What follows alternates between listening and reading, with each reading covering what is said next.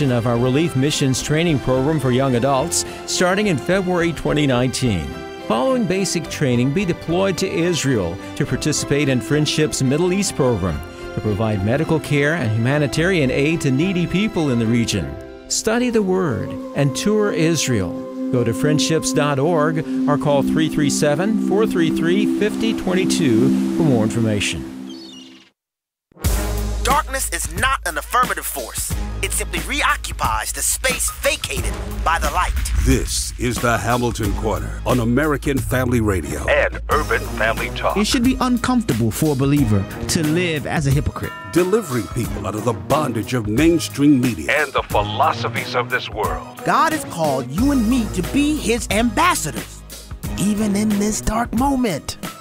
Let's not miss our moment. And now, the Hamilton Corner. Good evening. Welcome to the Hamilton Corner here on American Family Radio and Urban Family Talk. We are literally 1 week away from midterm elections. Man, it feels like that time has flown by, has absolutely flown by. Well, I am so glad that you have made the decision to join us today. There are lots of options available to you in today's time, but you have made the decision to hang out in the corner. For that, we are exceptionally grateful. I am your host, Abraham Hamilton III, here joined with the full J Squared contingent, Mr. Jeff Reed to my left, Jason Tross to my right, Hannah Farah in the screening room. I think she's giving me permission to say her last name now, so I'll say it, in the screening room. And we are excited to bring today's program to you. As always, as most of you are making your way from your part-time jobs to your full-time jobs, I want to simply encourage you to do so with a robust vigor. That when we show up at home, that we show up with intentionality, that we don't allow things to just fall by the wayside, that we don't make assumptions about our spouses, but that we show up with the type of intentionality and focus that is appropriate for our arrival to serve in ministry. As always, the positions that we have within our families are not merely the product of marital decisions or biological functions, y'all know what I mean, but it is an opportunity for us to serve the Lord in ministry. And I mentioned that we're a week away from midterms, and I urge you to vote. When I talk about darkness not being an affirmative force, it merely is the absence of light that also applies to our governing bodies. If Christians do not vote, if the people who are informed, who have the word of God as their governing dynamic, who use the Lord's word as the straight edge, as the light unto their feet and the lamp unto their path, if we are not engaged, what then should we expect from our government? No, we want to make sure we are present. We want to make sure that our influence is brought to bear on our government, is brought to bear on our societies and communities, and we need to do so. All right. Now, we will begin in the book of Joshua today, Joshua chapter 24.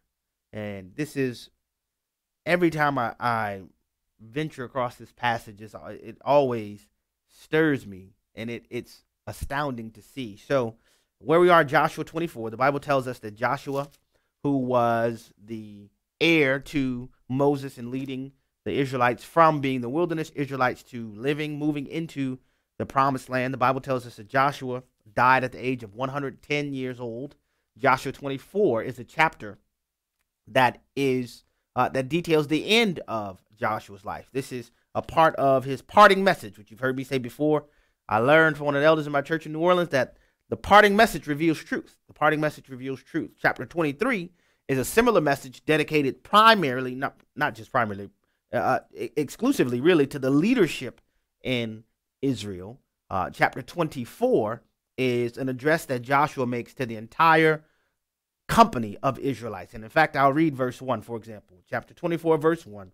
It says, Joshua gathered all the tribes of Israel to Shechem and summoned the elders, the heads, the judges, and the officers of Israel. And they presented themselves before God. And Joshua said to all the people, Thus says the Lord, the God of Israel, long ago your fathers lived beyond the Euphrates, Terah, the father of Abraham, and of Nahor, and they served other gods. Then Joshua goes on to give a brief recitation of the Israelites' history, which really is a history of God's faithfulness on behalf of the Israelites, leading up to the point where they were at that time. It is important to note, before I read verses 14 and 15, this is not the wilderness Israelites. This is, should I say like this? This is not the first generation Exodus Israelites. These are the descendants of the Israelites who were adults in the Exodus. They had children while in the wilderness, and it was their children, save for Joshua and Caleb, who went in to settle the promised land. So this is at the latter part of Joshua's life after they had settled the majority of the promised land. And look what Joshua says in verses 14 and 15. And every time I read this, it stirs me up. Verse 14, here we go. Joshua chapter 24, verse 14. Now therefore, fear the Lord and serve him in sincerity and faithfulness. Put away the gods that your fathers served beyond the river and in Egypt, and serve the Lord. And if it is evil in your eyes to serve the Lord, choose this day whom you will serve, whether the gods your fathers served in the region beyond the river, or the gods of the Amorites in whose land you dwell. But as for me and my house, we will serve the Lord. Every time I read this, it's amazing to me to note that Joshua, in his parting message, after witnessing, or should I say, after living under the divine provision of manna from heaven, after living through witnessing God take a people of slavery and made them into a mighty military force, after witnessing the pillar of cloud by day and the pillar of fire by night for 40 years in the wilderness, after even witnessing how the Lord allowed them to move into the promised land to dispossess the idolaters who were there, Joshua still after all of that experience, after all of that exposure, after all of that, which should have produced reverence for Yahweh, which should have produced allegiance to Yahweh, Joshua still had to say, put away the gods that your fathers served beyond the river and in Egypt. So you literally have the prospect where you have the second generation of Exodus Israelites still bumping between the poles of, I'll say it this way, idolatrous affinity. The affinity for the Egyptian gods, who, they walk through Red Seas on that front, as well as the Canaanite gods. And before we are too quick to conclude with such detached piety, how often does that look like the very lives that we have as believers live? When we're close enough where we know where we should have fidelity to the Lord, we should have reverence to the Lord, but if the inspection is issued close enough, there may be remnants of idolatry in our closets. Thinking about the young lady who had idols sitting under her skirt, under her dress, After all of that, Joshua still had to lay out an examination for the Israelites to make a determination. Brothers and sisters, after all that we've seen, after all that we've witnessed, after we have lived through the faithfulness of God on our behalf, you still choose whether or not you are going to give yourself wholly to the Lord, or will you still flirt with the idols of your parents in Egypt, or even the idols that you may have developed an affinity for in the wilderness? Choose you this day. Then Joshua then goes and concludes, as for me and my house, which is once again a statement of commitment on his end, but it's also a statement of indictment for the rest of the people that are present, because it is clearly indicating that as of the moment of him uttering those words, there were some people present whose lifestyles had not demonstrated a similar commitment to Yahweh. And here is Joshua at the end of his life saying, you choose whether or not you are going to give yourselves over fully to the Lord. Because as for me and my house, we will serve the Lord. Now, I am sharing this scripture with you today, one, to show you that if you had lived a life prior to this conversation we're having right now, to where you're kind of playing the hokey pokey with the Lord. You kind of put your right foot in and then you take your right foot out. You put your left foot in and you shake it all about. And you do the hokey pokey and you turn yourself around. That's not what it's all about. I say repeatedly, the enemy's strategy is twofold. To prevent you from receiving the gospel directly and personally. But if he cannot prevent you from becoming a follower of the Lord Jesus Christ, the second prong in this strategy is to limit your effectiveness to where you are barren and unproductive in your knowledge of the Lord Jesus Christ, as Peter says in his epistle. That is a news flash for many believers, because we may not be aware that you can be, with your wonderful saved self, you can be barren in your Christian faith. What does that barrenness look like? That the faith that you have is solely yours and it doesn't impact or affect anyone beyond yourself. It may look like a person who never engages in evangelism. It may look like a person who has a very paltry and dry prayer life. It may look like a person who goes to church on the weekends just out of routine, but with no conviction, let alone fire from the Lord. What I am saying is, if you are one of these hokey pokey believers, don't be surprised if you live a life that's not very much disturbed. Because the enemy, Satan, old Slewfoot, the deluder, he's not smart. He's just been around people a very long time. And he knows one of the worst things you can do to a hokey pokey believer is to make life a little bit difficult for them. Why? Because when things get difficult, the hokey pokey believers will turn to prayer, and turn to commitment, will turn to the Lord. So the best thing that he does in those scenarios is shh, don't bother them. It's kind of like Elmer Fudd in those commercials. Be very quiet. We are hunting wabbit, except in this instance, the enemy does not have a rifle, nor is he trying to slay you. He just wants to incarcerate you in a prison of ease, to where your faith remains just that, your faith. There's nothing about you that is impacting, nothing about you that bears the essence and the aroma of God's presence, nothing about you that carries the fire of the flame of the glory of the Lord. And I simply want to say to you, as Joshua said to the Israelites, choose you this day. Because the reality is when I search the scriptures, when I read the book of Acts, all I see as evidence of the Christ follower is passionate commitment to the Lord. All I see is people giving it all. When you recognize that God has captured you and has redeemed you from the eternal damnation that you deserve, the only appropriate response is to give him yourself as an offering of worship. But the reality is, many of us, too many of us, in my opinion, we're playing the hokey pokey with the Lord, not realizing that the enemy is involved in allowing the hokey pokey to continue. You put your left foot in, you take your left foot out. It's one of those things to where, Lord, I'll serve you, but on my own terms. Lord, I won't be like those extreme Christ followers. And I say it all the time. It's one thing for you to have a conviction, but it's another thing when your conviction has you. As for me, I've been captured, man. I've been captured. You meet me in person, you're going to hear the exact same person you hear on the radio, because the thing that I'm sharing is not even about putting on a show or performance. This is who I am.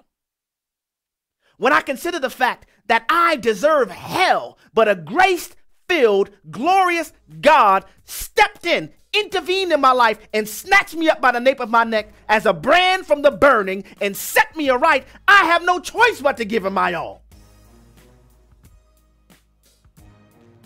My best efforts are not enough, but it's by his grace, and the efforts are not employed in order to obtain anything, because the good thing about our Lord is he gives his best gift up front. He gives it all to us up front. And the simple encouragement to you is if you recognize that, yeah, man, Abe, I might be one of those hokey pokey believers. The simple encouragement is for you just simply to repent right where you are and say, Lord, I recognize Abe is talking about me. And I ask you to forgive me.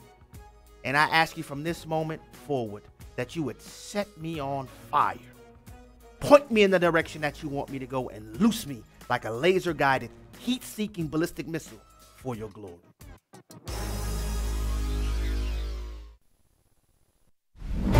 Growing dissent against Roe v. Wade. Hi, I'm Matt Staver with Freedom's Call. Alabama Supreme Court Justice Tom Parker has urged the U.S. Supreme Court to overturn Roe v. Wade. He states abortion is a constitutional aberration, a legal anomaly, and a logical fallacy. In a recent opinion, Justice Parker said that Roe v. Wade hinders the state's ability to protect God-given respect and dignity of unborn human life.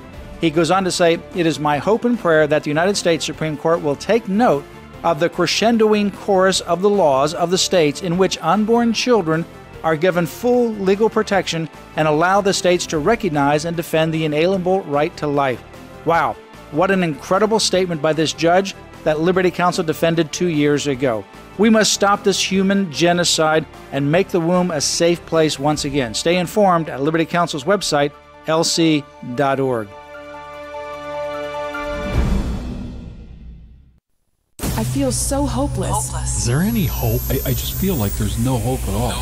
Is there any hope? Get hope.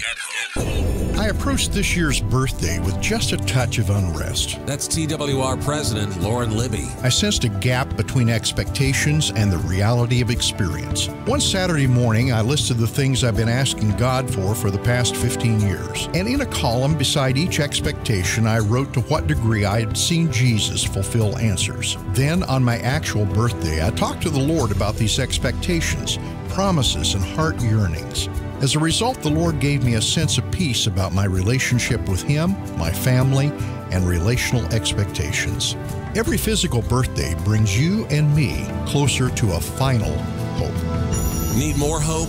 We have resources waiting for you, including a free devotional. You'll find them at gethoperadio.com. That's gethoperadio.com. Brian Fisher here with today's Life and Liberty Minute. We believe that God knew what He was doing when He designed marriage to be exclusively between one man and one woman, and for each child to be raised by both a mother and a father. It's a form of child abuse to deliberately deprive a child of either a father or a mother and the unique, irreplaceable contribution each has to make to the life of a growing child. Every child has a biological mother and a biological father. A recent USA Today story about two lesbians who, quote, conceived, end quote, a child through in vitro fertilization mentions in passing that the lesbians, quote, knew their own biological child would require a sperm donor. The sperm donor is the child's father, who will now be missing from the child's life forever. Catch Brian Fisher on Focal Point, weekday afternoons at 105 Central on American Family Radio. Shining light into the darkness. This is the Hamilton Corner on American Family Radio and Urban Family Talk. Welcome back to the Hamilton Corner here on American Family Radio and Urban Family Talk. Well, I was just going about my business on a daily routine as I normally do, and this morning, and I heard some audio from our president. And one thing you can say, whether you like President Trump or not, one thing that you cannot accuse him of is painting in pastels. This man paints in broad, bright colors. And what am I talking about? I am talking about his announcement today that apparently he recorded it. He recorded it previously, but a clip of a show he's going to do with Vox on HBO aired the comments where the president talked about ending birthright citizenship. I want you to hear for yourself what the president said, and we're going to dig into this a little bit. Clip number 2. Would you please play it, Jason? You can definitely do it with an act of Congress, but now they're saying I can do it just with an executive order. Now, how ridiculous. We're the only country in the world where a person comes in, has a baby, and the baby is essentially a citizen of the United States for 85 years with all of those benefits. It's ridiculous. It's ridiculous. And it has to end. And it has to end. Well, as sure as you expected, this has blown up the social media space. It's blown up the media space. And I just want to talk a little bit about it. Now, what the president is proposing is that he can unilaterally end birthright citizenship with an executive order. You heard him say, well, of course it can be done with an act of Congress.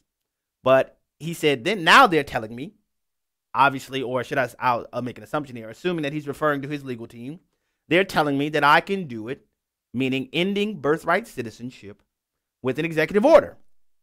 So what is the president talking about? Well, what he is talking about is the understanding that children born in America automatically become United States citizens. And that is based on the 14th Amendment to the United States Constitution. And I'm going to read the verbiage of that amendment, and I'm going to get into some of the legal analysis on this particular text. And I'll tell you right out of the gate that the president's constitutional interpretation of the amendment, I believe, is 100% spot on. That the 14th Amendment does not grant automatic citizenship to any person who was born on U.S. soil. I'm going to read the plain language of the text. That's one of the things that when you have a consistent deconstruction of language, well, people then lose the ability to understand what plain black letters on a page mean. And I will submit to you that that inability to understand language is not an unintended consequence of regressivism. It is an intended consequence, to where the entire world is subject to moral relativism, and people live on, well, your truth is your truth, which is one of the most idiotic statements I think I've ever heard that needs to be jettisoned to the dustbin of history. However, I do not agree that the president can do this with an executive order. I do not agree that the president can unilaterally interpret a constitutional amendment. I know some people are arguing because it's under the ambit of immigration. I would make an argument that it's not under the overarching umbrella of immigration as it is citizenship. I don't think that is. I do think they are related concepts, but are not under the same umbrella. But let me read the language. And let me say this as well. The 14th Amendment to the United States Constitution was adopted on July 21st, 1868. Now, that is critically important. I'll tell you why. But let me read the amendment first. It says this, quote, all persons born or naturalized in the United States and subject to the jurisdiction thereof are citizens of the United States and of the state wherein they reside, end quote. Now, why does the language of the amendment read in that fashion? Well, I'll tell you very simply. The 14th Amendment, the 13th, 14th, and 15th Amendments were all amendments that were adopted following one of the most, probably the most, I think Brown versus Board, which ultimately ended up with the Plessy versus Ferguson reversal, not Brown versus Board, but the Plessy reversal was a great moment. But the decision concerning separate but equal and the Dred Scott decision of 1857 are two of the most horrendous Supreme Court decisions, not to be far outpaced by Roe versus Wade and most recently the Obergefell decision. Those four opinions are the greatest examples of absolute rank constitutional violation and utter disregard for the Constitution, in my opinion. Well, the 14th Amendment was adopted to expressly repudiate the Dred Scott decision of 1857, which expressly stated that even the freed slaves were not citizens of the United States. The 14th Amendment was adopted to completely repudiate that. Say, yes, they are. Yes, they are. And in fact, the 14th Amendment literally is an elevation of the Civil Rights Act of 1866. You see, this is one of the things where one of the great deficiencies of the American educational system, because when you say the Civil Rights Movement, most people in America think immediately the 1960s. No, there were civil rights movements before the 1960s. You have the Civil Rights Movement of the 1850s. You have the Civil Rights Movement of the 1860s. You have multiple stages of the Civil Rights Movement. Okay? Having said that, what the Congress in 1868 sought to do was to elevate the Civil Rights Act of 1866 beyond the level of congressional assailability into a constitutional protection, affording it more protection than normal congressional action. That's what it was sought to do. Based on that understanding, you would see why and how the 14th Amendment could not, by any stretch of the imagination, be interpreted to read that anybody born in America is a citizen. Because you have two components of the 14th Amendment. 1 + 1 = 2. The first component is all persons born or naturalized in the United States. That's step 1 to the applicability of the 14th Amendment. Then you have step 2, which is employed as a limiting factor on step 1. Step 2 says, and that's a conjunction in case you're not following me there. That and, if you can think about it as a mathematical formula, it's a plus sign. Were you with me? So 1 is all persons born or naturalized, and that's a plus sign, and subject to the jurisdiction thereof. Now, what does that mean?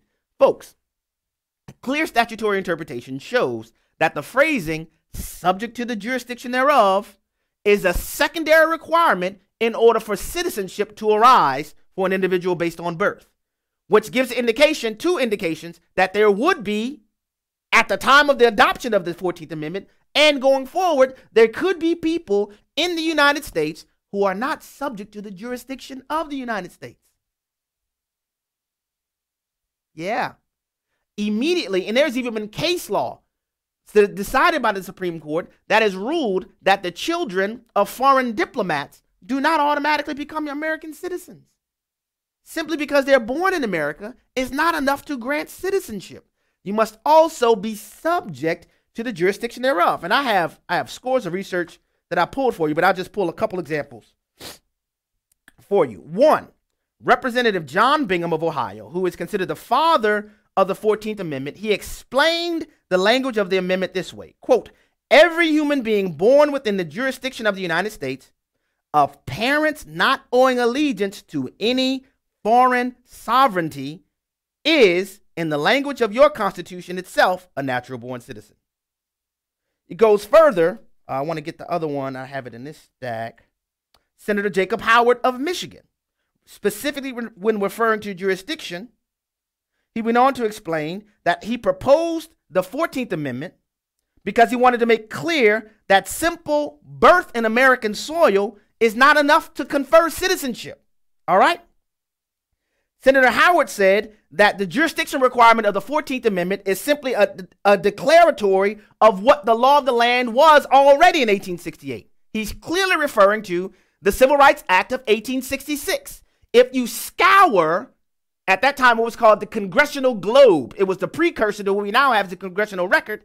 All of the debate surrounding the 14th Amendment expressly conveyed the grant of citizenship by birth solely to people born on American soil who did not have allegiances to any other foreign nation. That, ladies and gentlemen, by the very plain language of the statute, of the constitutional amendment, as well as its legislative history, would eliminate the application of citizenship to people who have entered our nation illegally.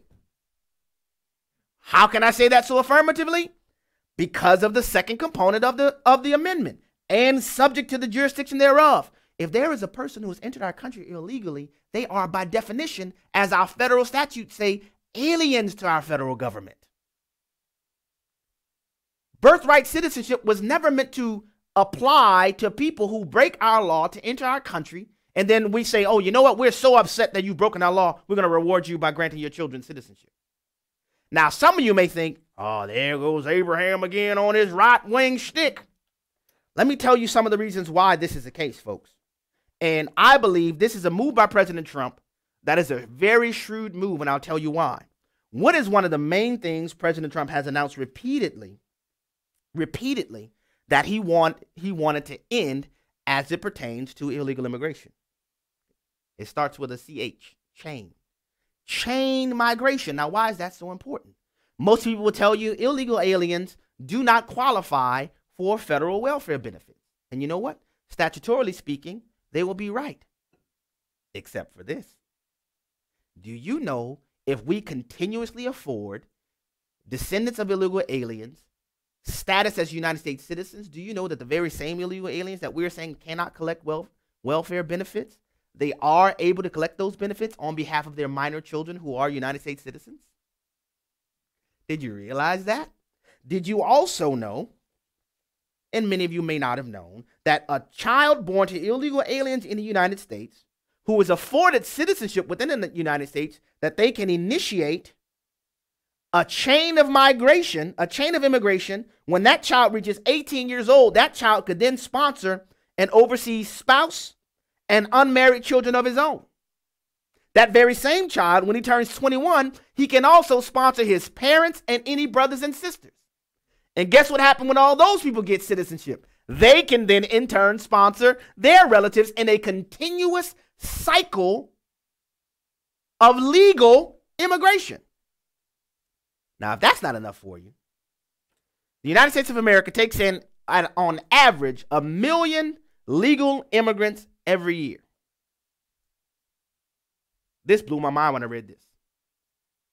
Do you realize that on average, 60 to 70% of the legal immigrants who are granted citizenship in our country every year, between 60 and 70% are granted that citizenship status based on chain migration? Can you smell what the rock is cooking now? So the reality is, this issue of birthright citizenship is not some arcane, sideline demonstration of overt hostility to immigration. We have literally erected a system on an illegal foundation that serves as almost 75%. I'm sorry, let me be specific. That serves anywhere between 60 to 70% of our legal immigrants every year. Every year. So it is my contention that the president's highlighting this issue of birthright citizenship, he is intentionally doing so to force the Supreme Court, that just so happens to include two of his most recent appointees. Because I'll add this into the conversation. The Supreme Court to date has never answered the question whether or not the children of illegal immigrants are United States citizens. Nor has Congress taken up the issue. Congress has the authority where they can articulate explicitly for the American populace what the promulgators of the 14th Amendment all said during the deliberations for the 14th Amendment, that this doesn't apply to anybody who just happens to have a child on American soil. It's not enough to have a child. And they explicitly even talked about the type of loyalty afforded to the United States of a person, that a descendant of parents who are loyal to the United States would have, as opposed to someone who is temporarily visiting here. I had a thought, I just lost it. Let me make sure I do this. And let me add this into the conversation too, that the United States of America is one of the few countries out of all the countries of the world, the extreme minority allow birthright citizenship. Among the developed nations, only 2 in the world allow it: the United States and Canada. Canada is a country, though a vast landmass, they only have about 37 million people in their entire national population.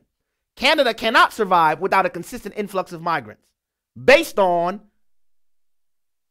to be frank, their very low reproductive rates. America has 330 million people. America is not Canada.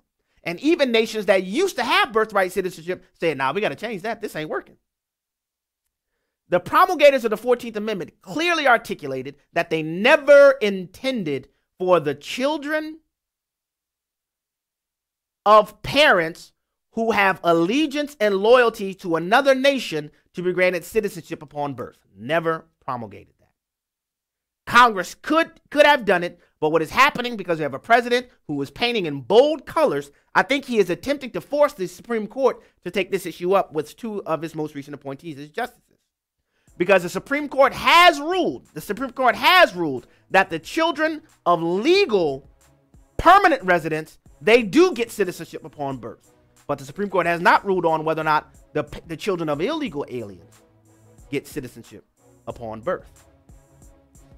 So I think the president is attempting to force the issue so there can be clarity provided on this issue. And he, in true Trump fashion, is one of the few that's willing to raise these types of issues. And this is a conversation that needs to be addressed, because when you look at the reality of the combinations between birthright citizenship and chain migration, we are having the grant of citizenship in context that the promulgators of the 14th Amendment never anticipated.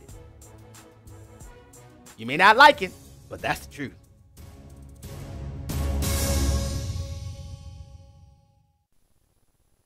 Len Ingram of Redeem Clean felt God call him to support the American Family Association. I'm a laundryman. I'm the son of a laundryman too.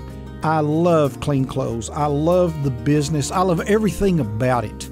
This project was built exclusively to support AFA and AFR. There's no strings attached.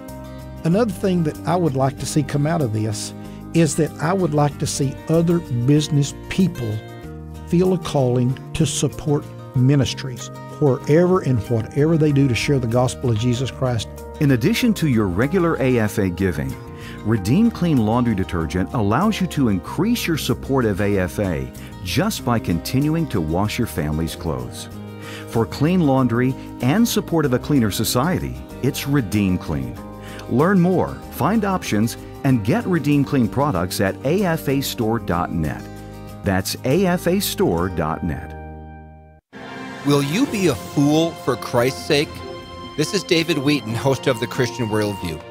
No matter how educated or how winsome or how accomplished a Christian is, the non-believing world will still view him or her as a fool. That's because, as the Apostle Paul says, the word of the cross is foolishness to those who are perishing.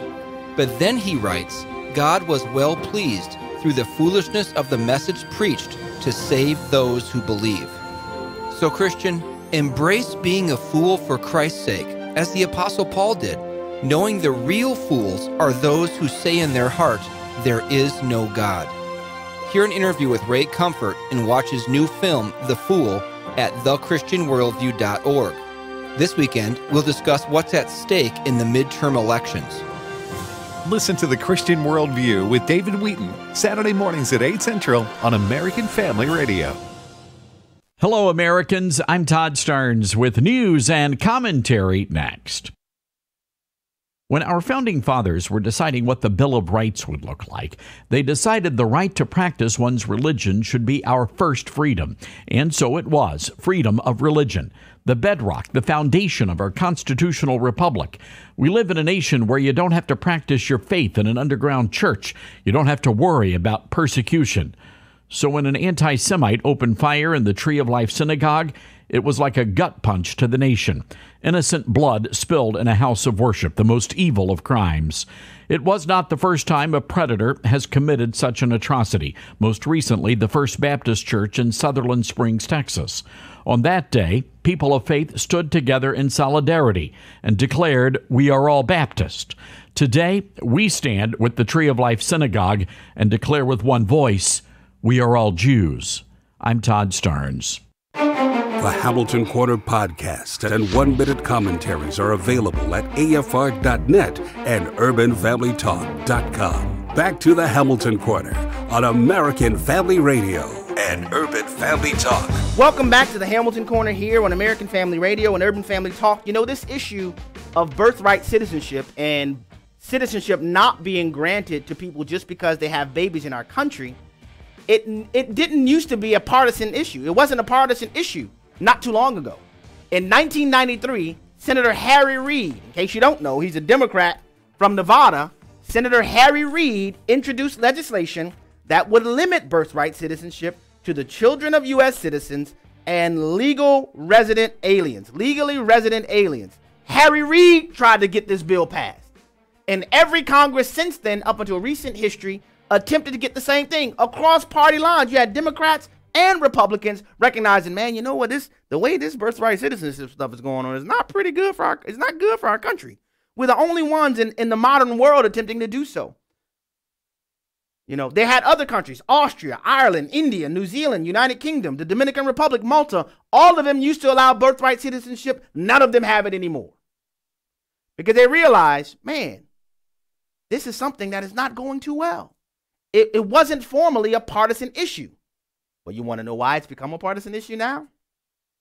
And the timing of this is interesting because many of you saw the scores, the hundreds of melanated people like myself that descended upon Washington, D.C. and had a rally with President Trump.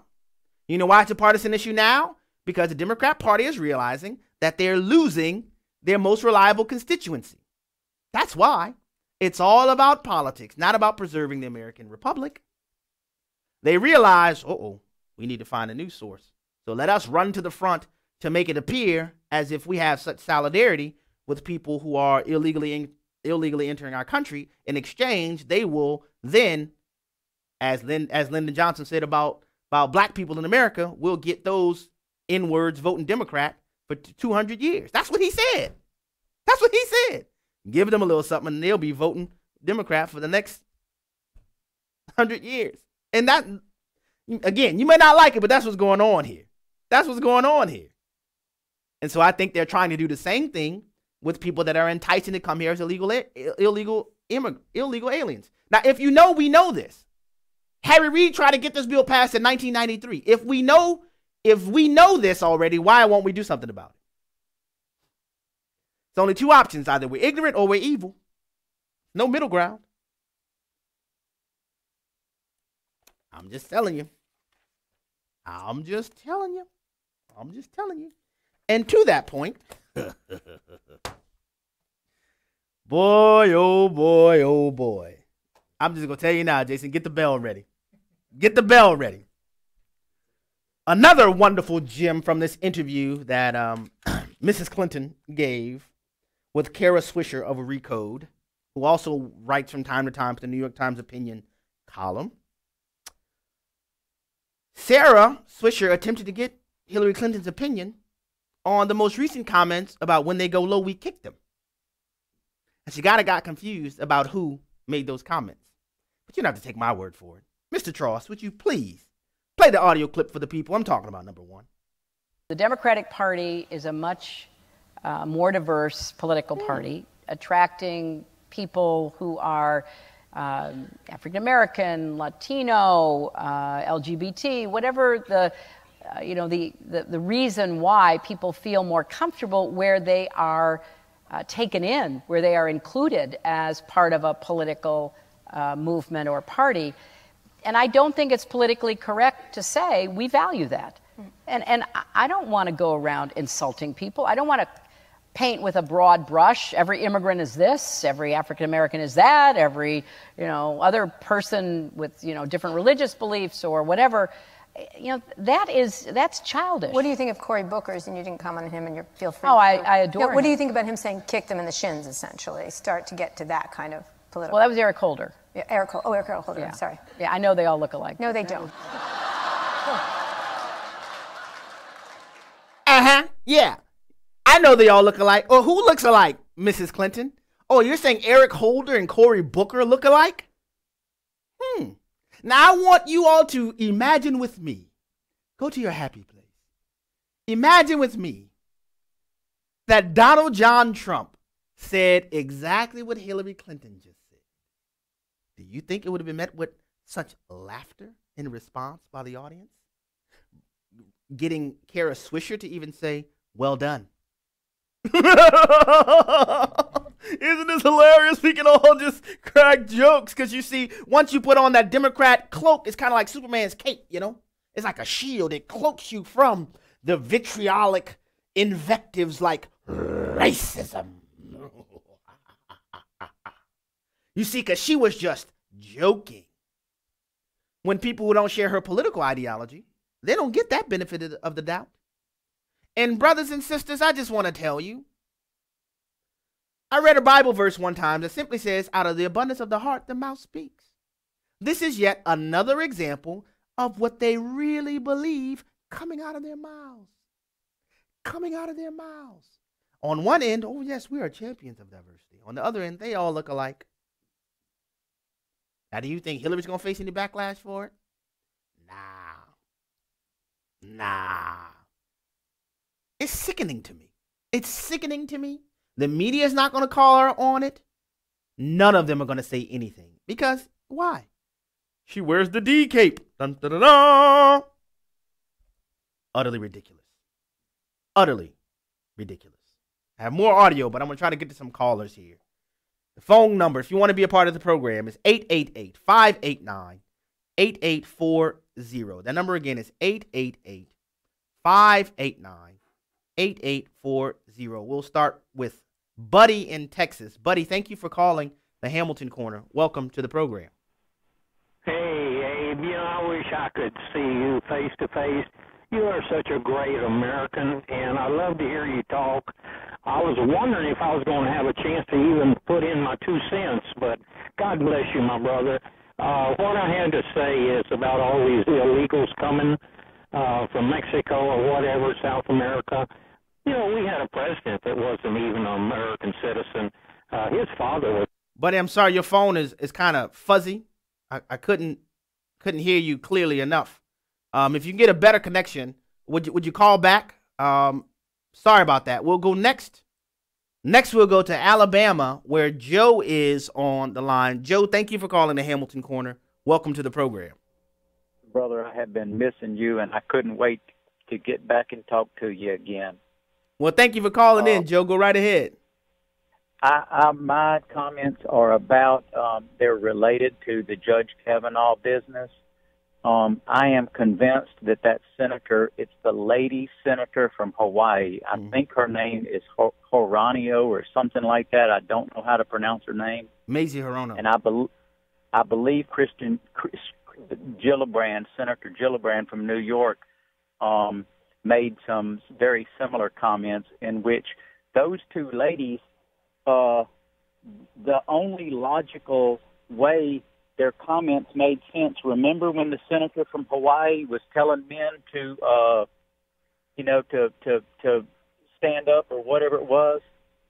Her comments only make logical sense if you assume that she first divides people into 2 groups, those which have only 2 X chromosomes and those which have only 1 X chromosome. And what that does, that makes her a transphobe. Because Bruce Jenner and Bradley Manning they were born with only 1 X chromosome, so they will always be liars. They always were liars. They can never be anything other than a liar. It doesn't matter how expensive their dress or their lipstick is. All right, Joe, thank you very much for your call and your comments. It wasn't necessarily related to what we've been talking about today, but thank you for your call. We'll go next to Tennessee, where Chris is on the line. Chris, thank you for calling the Hamilton Corner. Welcome to the program. Hello, Mr. Next Attorney General of the United States of America. How you doing, Chris? I'm sorry, I just had to get that in there. Yeah, I really do appreciate you bringing up the 14th Amendment and the part about allegiance, okay? Because here's one thing that I have a problem with also. I have a problem with dual citizenship. And, to me, if someone has American citizenship and also has citizenship in another country, okay, do their children have the right to stay here in the United States of America and reap all the benefits, go to our public schools? If they have dual citizenship, are they getting government health care or any kind of benefits like that?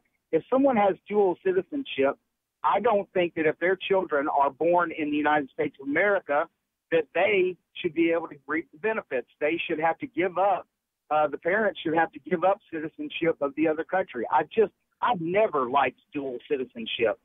All right, Chris, thank you for your call and your comments. I can't say I share a similar problem with dual citizenship as long as the dual citizenship is established legally according to the proper understanding of the 2 nations where the individual would be a citizen. So if a person is legally a citizen elsewhere and they want to come to America, I have no problem with them being a legal resident. But on the issue of birthright citizenship, the Constitution and the debates that surrounded the passage of the 14th Amendment are pretty clear in discussing the requirements are not really limited to someone being born in the country, but it also includes the individual being subject to American jurisdiction. And that is what those who would argue in the alternative are doing. Because listen, in order for the idea for the provision of the 14th Amendment that says subject to the jurisdiction thereof to be reduced to, well, they have to obey the traffic laws, and if they get a speeding ticket, they have to pay a fine. They're subject to the policing thereof. That is clearly not what is promulgated by the 14th Amendment, because that is already, that would be a redundancy in the constitutional fabric. This is clearly referring to the national geopolitical allegiance of the progenitors of the child, not merely the compliance with the speed limit on American interstates. And no jurist worth their salt would share this. And folks, this is not the opinion of just some conservative. You have Richard Posner, justice on the 7th Circuit Court of Appeals. You have law professors that are not conservatives that come to the same conclusion. Richard Posner said, in order to attribute to the 14th Amendment legal citizenship to people who just happen to be born here is to make a trifle of the Constitution. This is not a conservative jurist. And again, this used to be something where there was common ground found across party lines. But of course, if you find your party has been reduced to being, as it was in 2016, a Democratic archipelago as opposed to a national party, well, I guess desperate times calls for unconstitutional measures. Back to the phone lines we go. Next to Mississippi, where Carrie is on the line. Carrie, thank you for calling the Hamilton Corner. Welcome to the program. Thank you very much, sir. I love your program. And this is sort of a leg-breaking thing where I didn't see it on the media anywhere, but apparently Hillary was in a interview last Friday, and the interviewer confused Cory Booker with Eric Holder. I just played the audio for that. Yeah, I just played that. Right. And so, the media didn't play that, but, she made a very racist remark, and anybody else would have been roasted for that. You're absolutely right, Carrie. You're absolutely right. They didn't play it because she had her cloak on. Once you get enshrouded in the D, you are insulated from such accountability and criticism. To North Carolina we go next, where Mike is on the line. Mike, thank you for calling the Hamilton Corner. Welcome to the program. Thank you, Abe. I love your show. I listen to it every chance I get. I'm a doctor. I went to medical school in San Antonio, and when you rotate on the OB-GYN service in San Antonio, 90% of that service is Hispanic, which is great, but quite a lot of it is illegal. It's only 2 hours from the border, and the reason is that people come over the border and they get free medical care at a university system, and when the child is born, they get citizenship. And so I always thought, as the Bible commands us to love and take care of the alien, and I don't want to get too anti-immigrant or anti-alien, but God has ordained the government to protect us and to administer our resources, and so I think that laws like what Trump is suggesting substantively, is a great thing. It's a good idea. It takes a lot of courage. I think it's not only substance-wise, it's great. Politically, it's pretty impressive too, because it's taking out of the news cycle this fake connection between him and the bomber, which is ridiculous, and it's dominating the news cycle. But more important than the politics, the substance is important. I think we need to balance as Christians, not viewing aliens with hate or anything, but we love them, but understand the government has a job to do to do it right. Well said, Mike. Well said. I know exactly what you're talking about because I prosecuted for 5 years in Harris County, Texas, in the Houston area. And the fact is, this has nothing to do with having any animus in our hearts toward any individual. I hold no animus in my heart. My wife is Hispanic. I have legal Hispanic immigrants in my family. But the reality is that we are a nation, not of men, but a nation of laws. And so our laws must mean something. And if we are going to allow an open borders policy based on a fundamental misunderstanding, we need to correct that. The views and opinions expressed in this broadcast may not necessarily reflect those of the American Family Association or American Family Radio.